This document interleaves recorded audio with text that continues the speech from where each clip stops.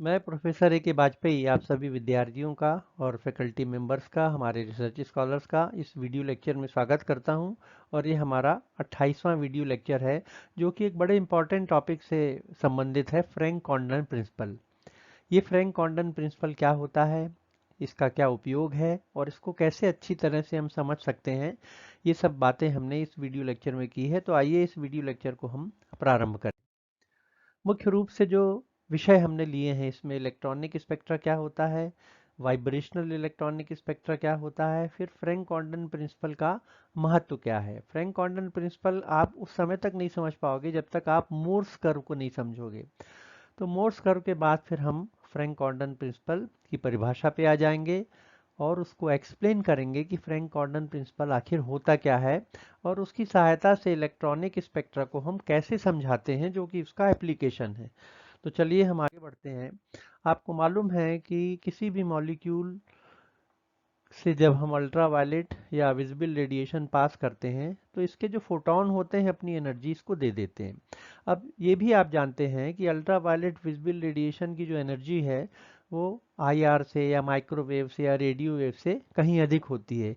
इसलिए जब ये मॉलिक्यूल एनर्जी लेता है तो इसकी ऊर्जा बहुत ज़्यादा बढ़ जाती है और इतनी बढ़ जाती है कि ये तीन तरह के एक्शन शो करता है। ये रोटेट भी होने लगता है, रोटेशन भी करता है, घूर्णन कंपन भी करेगा, वाइब्रेट भी करेगा स्प्रिंग की तरह।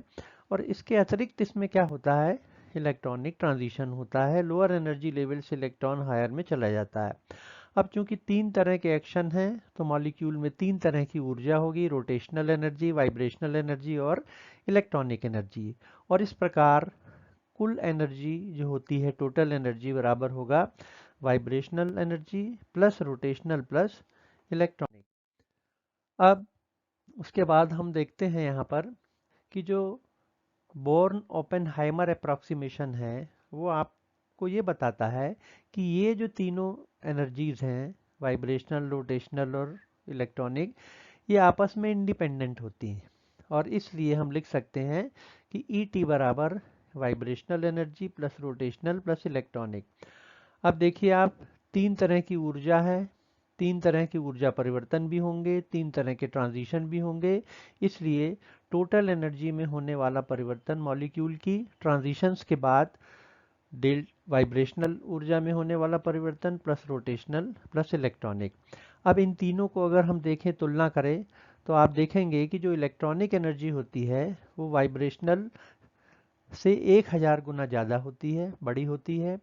और यही इलेक्ट्रॉनिक एनर्जी रोटेशनल से 10 लाख गुना ज़्यादा होती है।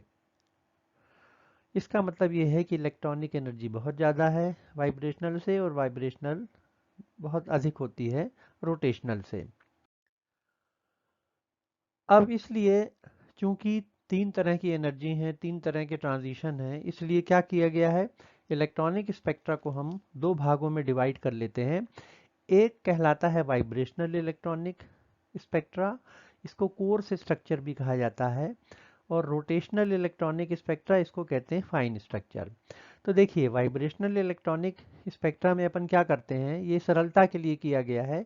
इसको हम क्या करेंगे, यहाँ पे रोटेशन को ये मान लेंगे कि रोटेशन नहीं हो रहे हैं, निग्लेक्ट कर देते हैं। ऐसा नहीं कि होते नहीं हैं, वो तो होंगे, पर हम इसको इग्नोर कर देते हैं, निग्लेक्ट कर देते हैं। तो ये हो गया वाइब्रेशनल इलेक्ट्रॉनिक। और रोटेशनल इलेक्ट्रॉनिक में हम ये मानते हैं कि वाइब्रेशन नहीं हो रहे हैं, उसको इग्नोर कर देते हैं, उपेक्षा कर देते हैं। तो वाइब्रेशनल इलेक्ट्रॉनिक से चूंकि वाइब्रेशनल एनर्जी ज़्यादा होती है रोटेशनल से, इसलिए हमको एक कोर्स स्ट्रक्चर मिलता है। मतलब जो मोटा स्ट्रक्चर होता है, पट्टियाँ, बैंड्स होते हैं, वो मिलते हैं।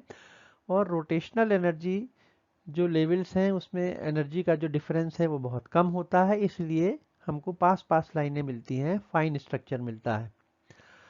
तो vibrational change course structure produce करते हैं जैसा मैंने आपको बताया। और यहाँ हम ये मान लेते हैं कि रोटेशनल चेंजेस हो रहे हैं, पर इनको हम इग्नोर कर देते हैं।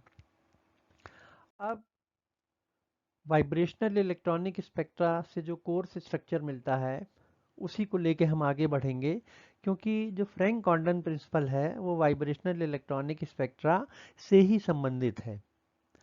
अब इस प्रकार चूंकि हमने रोटेशनल एनर्जी को इग्नोर कर दिया है, इसलिए हम लिख सकते हैं कि E T equals to E vibrational plus electronic. अब लोअर एनर्जी स्टेट्स को डबल डैश से शो किया जाता है, तो अगर मॉलिक्यूल लोअर एनर्जी लेवल में होगा तो ये उसकी इक्वेशन हो जाएगा लोअर एनर्जी स्टेट के लिए, और हायर एनर्जी स्टेट को सिंगल डैश से शो करते हैं तो ये हो जाएगा हायर के लिए। जब इन दोनों का ऊर्जा परिवर्तन होगा तो हम इक्वेशन 2 से इक्वेशन 1 को घटा देंगे, तो डेल्टा ई टी मतलब ऊर्जा में होने वाला परिवर्तन टोटल, ये बराबर होगा टोटल वाइब्रेशनल एनर्जी में होने वाला change plus total electronic energy में होने वाला चेंज। तो इस प्रकार अब दो तरह के ट्रांजिशन हो रहे हैं, एक तो इलेक्ट्रॉनिक ट्रांजिशन भी हो रहा है और वाइब्रेशनल ट्रांजिशन भी हो रहा है। तो मॉलिक्यूल जो है ई डबल डैश से ई डैश में जा रहा है, ई डबल डैश मतलब lower energy state electronic energy state, और ई डैश का मतलब होता है हायर इलेक्ट्रॉनिक एनर्जी स्टेट। तो एक ट्रांजिशन तो ये हो रहा है, दूसरा ये भी हो रहा है साथ में साइमल्टेनियसली कि जो मॉलिक्यूल है वो V double dash vibrational energy level से जो लोअर है उससे हायर की तरफ जा रहा है। तो अब होता क्या है असल में कि चूंकि दो तरह के ट्रांजिशन हो रहे हैं, इसलिए जो मॉलिक्यूल्स जो होते हैं तो उसमें मेजॉरिटी ऑफ जो मॉलिक्यूल्स होती है वो जीरो एनर्जी लेवल में प्रेजेंट रहते हैं। मतलब उनका जो लोअर एनर्जी स्टेट कौन सा रहता है, जीरो एनर्जी लेवल होता है।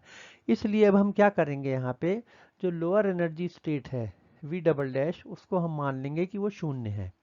तो जो भी मॉलिक्यूल ट्रांजिशन शो कर रहा है तो उसका स्टार्टिंग पॉइंट क्या है, उसका स्टार्टिंग पॉइंट है जीरो एनर्जी लेवल। तो वी डबल डैश को हम जीरो मान लेंगे।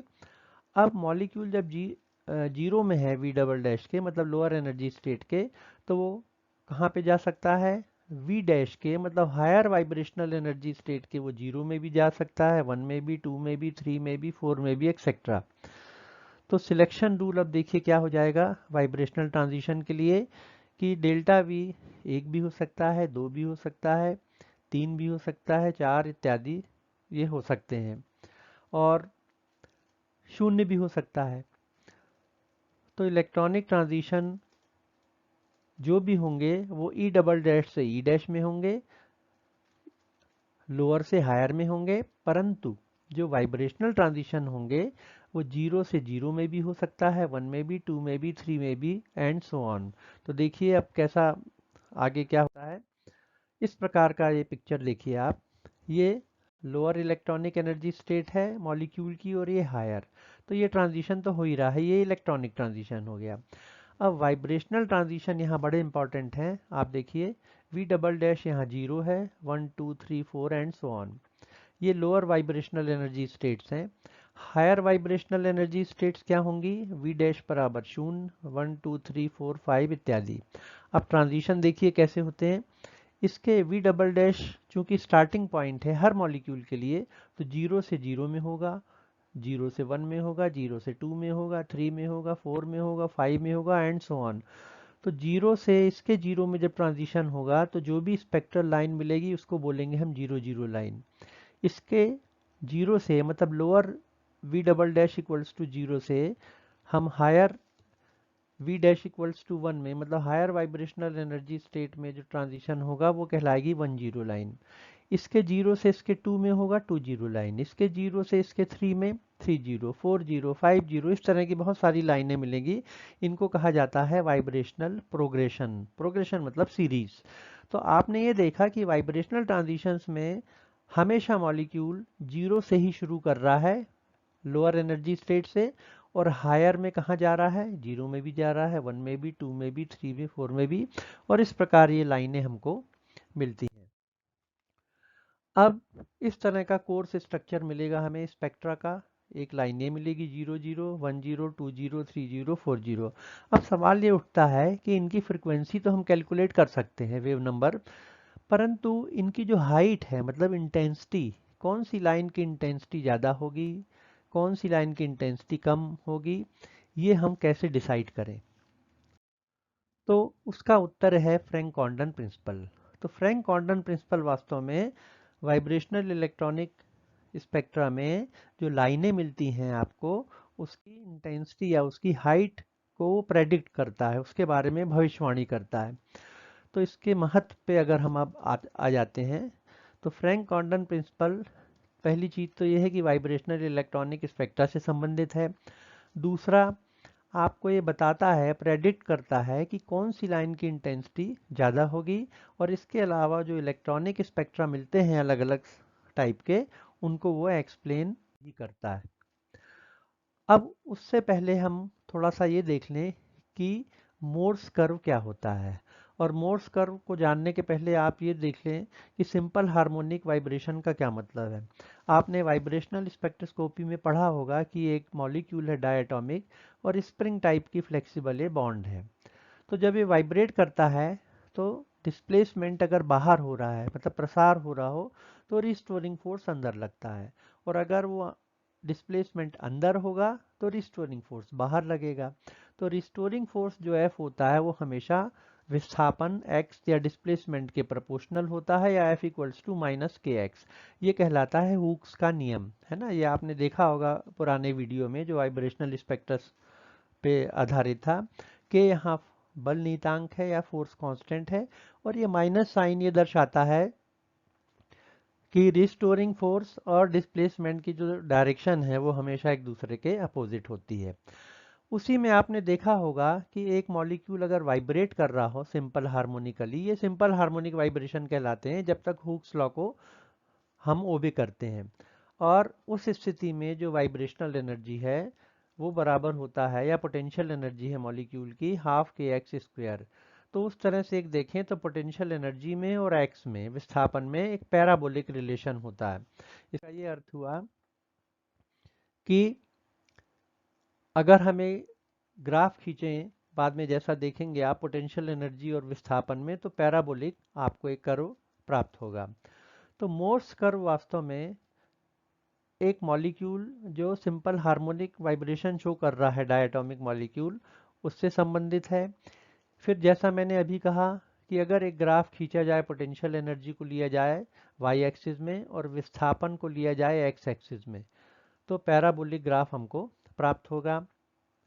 फिर विस्थापन को हम एक्स एक्सिस में लेते हैं, पॉजिटिव अगर डिस्प्लेसमेंट है, मतलब विस्थापन कैसा है, धनात्मक है, तो उसको राइट हैंड साइड में लिया जाता है, और जो निगेटिव डिस्प्लेसमेंट है उसको लेफ्ट हैंड साइड में लेते हैं। अभी आप ग्राफ में देखेंगे तो पॉजिटिव डिस्प्लेसमेंट का मतलब होता है कि प्रसार हो रहा है, एक्सपेंशन होना है मॉलिक्यूल का, और निगेटिव डिस्प्लेसमेंट का अर्थ होता है कि कंप्रेशन हो रहा है। तो ये देखिए, अब आप इसको अच्छे से समझ लीजिए थोड़ा ग्राफ को आप, ये मोर्स कर्व कहलाता है, और वो उस मॉलिक्यूल के लिए है जो सिंपल हार्मोनिक मोशन शो कर रहा है। तो यहाँ पे देखिए आप, मॉलिक्यूल के अलग अलग एनर्जी लेवल हैं, 0 1 2 3। और चूंकि यहाँ वाई एक्सिस में हमने क्या लिया है, पोटेंशियल एनर्जी, ये देखिए पोटेंशियल एनर्जी ली है, और एक्स एक्सिस में हमने डिस्प्लेसमेंट लिया है। तो R E equals to zero, मतलब डिस्प्लेसमेंट जीरो है, और आर ई क्यू का मतलब होता है मॉलिक्यूल के दोनों एटम के बीच का equilibrium distance. Right hand side में पॉजिटिव वैल्यूज हैं, मतलब क्या हो रहा है, प्रसार हो रहा है, एक्सटेंशन हो रहा है, एक्सपेंशन हो रहा है। और लेफ्ट हैंड साइड में नेगेटिव वैल्यू है, मतलब कंप्रेशन हो रहा है, क्योंकि जब एक्सपेंशन होता है तो क्या होता है, बॉन्ड लेंथ बढ़ती है, तो धनात्मक परिवर्तन होगा। और कंप्रेशन में क्या होता है, बॉन्ड लेंथ कम होती है, इसलिए नेगेटिव होगा ये। तो बाईं तरफ कंप्रेशन है, दाहिनी तरफ क्या है, एक्सपेंशन। ये लिखा भी है देखिए, कंप्रेशन बाईं तरफ या एक्सपेंशन। तो राइट हैंड साइड में जो आप देख रहे हैं मॉलिक्यूल्स, ये एक्सपेंशन दिखा रहे हैं, और लेफ्ट हैंड साइड में जो मॉलिक्यूल है वो कंप्रेशन।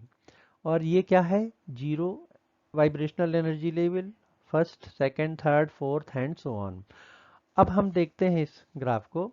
तो जीरो वाइब्रेशनल एनर्जी स्टेट में ये जो पॉइंट है, ये दिखा रहा है कि मॉलिक्यूल का एक्सपेंशन हुआ है, और ये एम्पलीट्यूड है, एम्पलीट्यूड है मतलब मैक्सिमम ये एक्सपेंशन है। इसी तरह यहाँ पे जो पॉइंट इस तरफ है वो ये दिखा रहा है मॉलिक्यूल का कंप्रेशन, और ऐसे मॉलिक्यूल का जिसका एक्सपेंशन और कंप्रेशन यहाँ दिखाए गए हैं, उसकी एनर्जी हम यहाँ से लेंगे इस वाई एक्सिस में। तो मॉलिक्यूल जीरो एनर्जी स्टेट में भी वाइब्रेट करता है, ये आपने देखा होगा। जीरो पॉइंट एनर्जी मॉलिक्यूल की शून्य नहीं होती, इसलिए मॉलिक्यूल वाइब्रेट कर रहा है। फर्स्ट वाइब्रेशनल एनर्जी लेवल में अगर मॉलिक्यूल है, इसका मतलब होगा कि उसका जो एक्सपेंशन है वो बढ़ गया है अब। इसी तरह कंप्रेशन भी बढ़ गया है। कंप्रेशन बढ़ने का मतलब है, इसके कंपैरिजन में देखिए दोनों एटम पास पास आ गए हैं, और इन दोनों को आप कंपेयर करिए तो एक्सपेंशन यहाँ पे बढ़ गया है, यहाँ और बढ़ गया है, यहाँ और बढ़ गया है, यहाँ कंप्रेशन और बढ़ गया है, यहाँ और बढ़ जाता है, यहाँ और एटम पास पास आ जाते हैं। तो इस प्रकार जो राइट हैंड साइड के जो पॉइंट्स हैं ये सफ़ेद रंग से दिखाए गए हैं, तो ये एक्सपेंशन दिखाते हैं, और मॉलिक्यूल का एक्सपेंशन वो भी मैक्सिमम मतलब एम्पलीट्यूड दिखाते हैं। सबसे ज़्यादा अधिकतम जब प्रसार होता है, एक्सपेंशन होता है, उसको दर्शाते हैं। और बाईं तरफ के जो पॉइंट हैं वो अधिकतम कंप्रेशन को दर्शाते हैं, ये नीले रंग से दिखाए गए हैं। तो अलग अलग एनर्जी लेवल में मॉलिक्यूल की एनर्जी बढ़ती जाती है। तो जीरो में वाइब्रेशनल एनर्जी लेवल में है तो उसकी पोटेंशियल एनर्जी इतनी है, फर्स्ट में इतनी है, सेकंड में इतनी, थर्ड में इस तरह से बढ़ती आती है। और पोटेंशियल एनर्जी का जो वेरिएशन हो रहा है डिस्प्लेसमेंट के साथ, वो कैसा है, वो पैराबोलिक है। तो ये तो मोर्स कर्व हो गया हार्मोनिक के लिए। अब हम देखें थोड़ा आगे आके एन हार्मोनिक में, देखिए क्या होता है। एन हार्मोनिक में कुछ वाइब्रेशनल एनर्जी लेवल तक तो ठीक है, जो मॉलिक्यूल है वो उसको जो हुक्स लॉ को फॉलो करता है।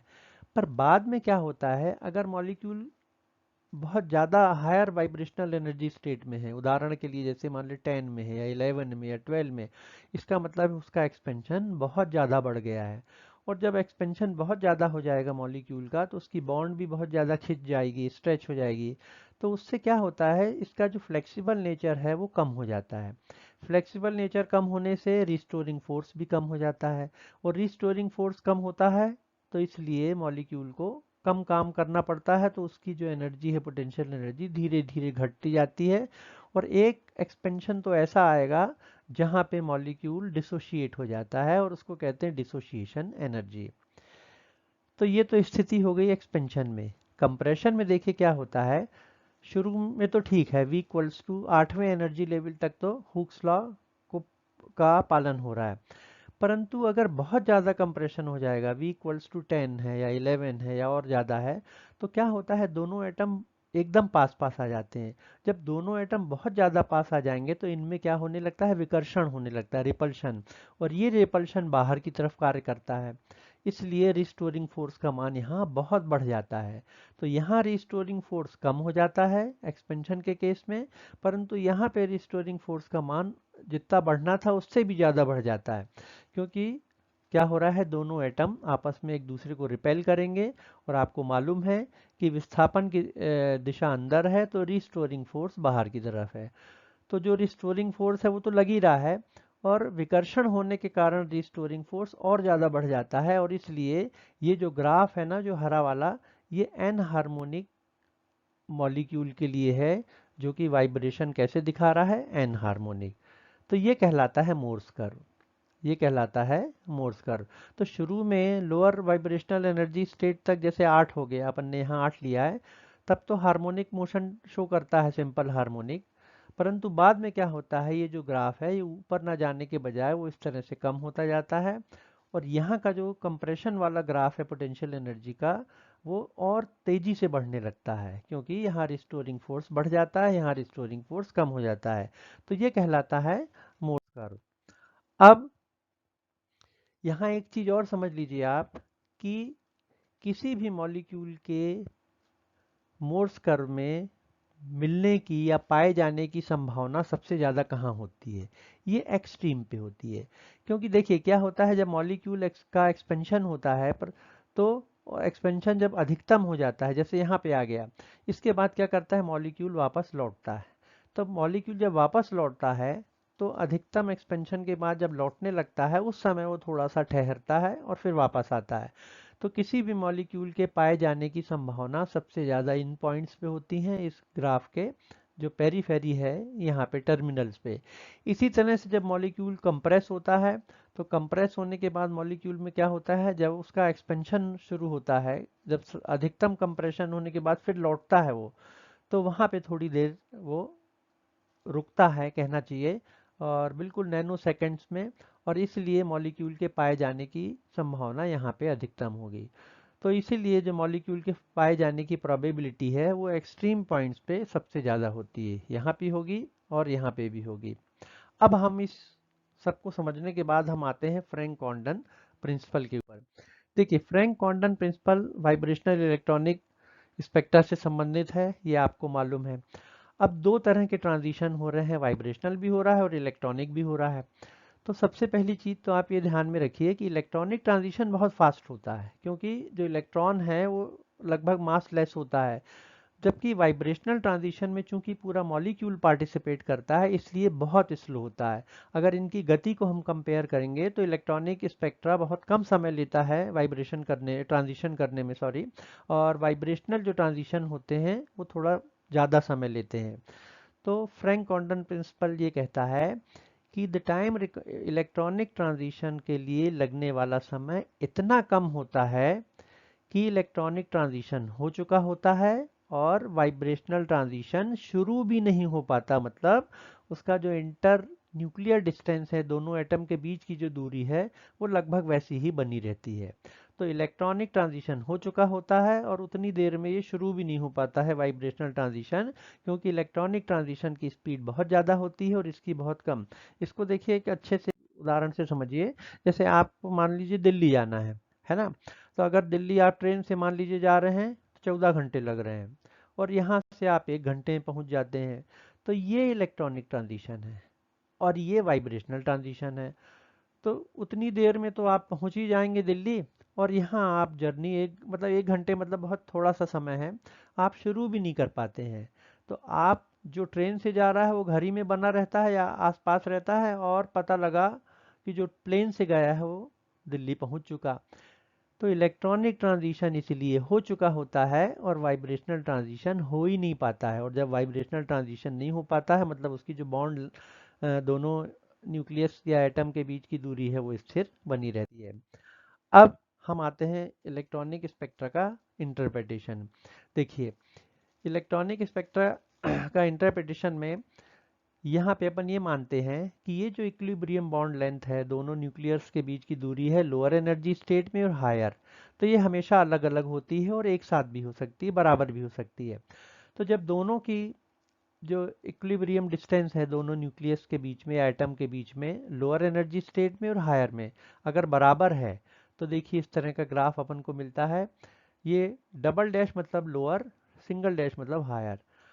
और मॉलिक्यूल के पाए जाने की संभावना सबसे ज़्यादा कहाँ पे होती है? एक्सट्रीम पे होती है। परंतु अगर हम साई स्क्वायर देखें, प्रोबेबिलिटी कर्व में देखें, तो सबसे ज़्यादा मॉलिक्यूल के पाए जाने की संभावना यहाँ पे है। तो इसलिए जो इलेक्ट्रॉनिक ट्रांजिशन होगा वो वर्टिकल, हम क्या करेंगे, वर्टिकल लाइन यहाँ से हम खींचेंगे ऊपर मेंटेन करते हुए। और फ्रैंक कॉन्डन प्रिंसिपल कहता है कि इलेक्ट्रॉनिक ट्रांजिशन देखिए ये हो रहा है, परंतु जो मॉलिक्यूल की जो बॉन्ड लेंथ है या इंटर न्यूक्लियर डिस्टेंस है वो कांस्टेंट मेंटेन किए हुए है, मतलब वो बनी हुई है। इसलिए क्योंकि इलेक्ट्रॉनिक ट्रांजिशन में लगने वाला समय इतना कम है कि इलेक्ट्रॉनिक ट्रांजिशन हो जाता है और पता लगा मॉलिक्यूल की जो वाइब्रेशनल जो ट्रांजिशन है वो हो भी नहीं पाता, और इसलिए उसका जो इंटर न्यूक्लियर डिस्टेंस है वो स्थिर बना रहता है।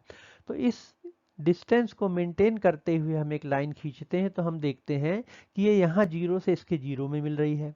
इसका मतलब होता है कि ये जो ट्रांजिशन है ये मोस्ट प्रोबेबल ट्रांजिशन है, और इसलिए आपको जो वाइब्रेशनल प्रोग्रेशन मिलेगी उसमें जीरो जीरो लाइन की इंटेंसिटी या हाइट सबसे ज़्यादा होगी।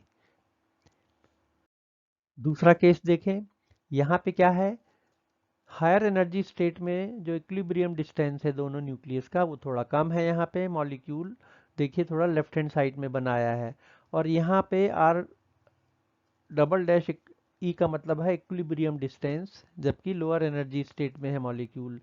अब ट्रांजिशन अपन यहाँ से देखें, आप देखिए कहाँ पे ट्रांजिशन हो रहा है, यहाँ पे वर्टिकल लाइन अपन ले रहे हैं और ये लाइन यहाँ पे v डैश इक्वल्स टू 1 में मिल रही है, मतलब मॉलिक्यूल इसके जीरो से 1 में जाएगा। ये मोस्ट प्रोबेबल ट्रांजिशन होगा इस कंडीशन में, और इसलिए 1 0 लाइन की इंटेंसिटी सबसे ज़्यादा होगी, उसकी हाइट सबसे ज़्यादा होगी। तीसरा केस देखिए, तीसरे केस में अगर हायर एनर्जी स्टेट में इंटर न्यूक्लियर डिस्टेंस थोड़ा ज़्यादा हो गया है लोअर की कंपैरिजन में, अब ट्रांजिशन जीरो से ही होना है, तो वर्टिकल लाइन को मेंटेन करते हुए आप ऐसा वर्टिकल लाइन खींचिए और डिस्टेंस को मेंटेन करिए, क्योंकि जो वाइब्रेशनल ट्रांजिशन है उसमें डिस्टेंस दोनों न्यूक्लियस के बीच में चेंज नहीं रखना है, अपने को उसको कांस्टेंट रखना है। इसलिए यहाँ से वर्टिकल ट्रांजिशन होगा। अब आप देखिए कहाँ मिल रही है जाके, v डैश इक्वल्स टू 2 में। इसका मतलब होगा कि इस स्थिति में मॉलिक्यूल इसके जीरो से v डबल डैश के जीरो से कहाँ जाएगा, v डैश 2 में जाएगा।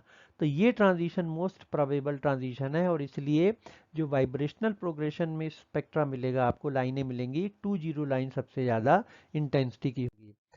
आखिरी केस है जो डी है, इसमें क्या होता है, हायर एनर्जी स्टेट में मॉलिक्यूल के इंटर न्यूक्लियर डिस्टेंस अगर बहुत ज़्यादा बढ़ जाता है, तो आप देखिए जो transition v double dash equals to 0 से हो रहा है लोअर एनर्जी स्टेट से, वो इतना ऊपर हो जाता है ये कि वो डिसोशिएशन एनर्जी को भी क्रॉस कर देता है। इसका मतलब है कि कुछ ट्रांजिशन तो होते हैं जिससे लाइनें मिली हैं, पर मॉलिक्यूल जो इस ट्रांजिशन को मोस्टली फॉलो कर रहा है, क्योंकि ये मोस्ट प्रोबेबल ट्रांजिशन है, तो वो डिसोशिएट हो जाता है। और इस डिसोशिएट होने के कारण क्या होता है, उसमें केवल काइनेटिक एनर्जी होती है और एक कंटिन्यूम ऐसे इस तरह का एक क्षेत्र हमको रीजन मिलता है। तो इस प्रकार ये 4 केस हैं जिनको इलेक्ट्रॉनिक स्पेक्ट्रा के, वाइब्रेशनल इलेक्ट्रॉनिक स्पेक्ट्रा के, और इनके कौन किस लाइन की इंटेंसिटी सबसे ज़्यादा होगी, इसको हम समझा सकते हैं फ्रैंक कोंडन प्रिंसिपल से। तो आशा है आप इसको समझ गए होंगे, और इसको आप अच्छे से और सुनिएगा बार बार, तो अच्छे से आपको पूरा ये समझ में आ जाएगा फ्रैंक कोंडन प्रिंसिपल। और इस प्रकार फ्रैंक कोंडन प्रिंसिपल का जो उपयोग है, एप्लीकेशन है, वो इलेक्ट्रॉनिक स्पेक्ट्रा की प्रकृति को, उसके नेचर को समझाने में। अगला जो वीडियो है हमारा, वो फोटो इलेक्ट्रॉनिक स्पेक्ट्रोस्कोपी का केमिकल एप्लीकेशंस क्या है, तो उससे संबंधित होगा। तो इस चैनल को आप सब्सक्राइब कीजिएगा। Thank you so much.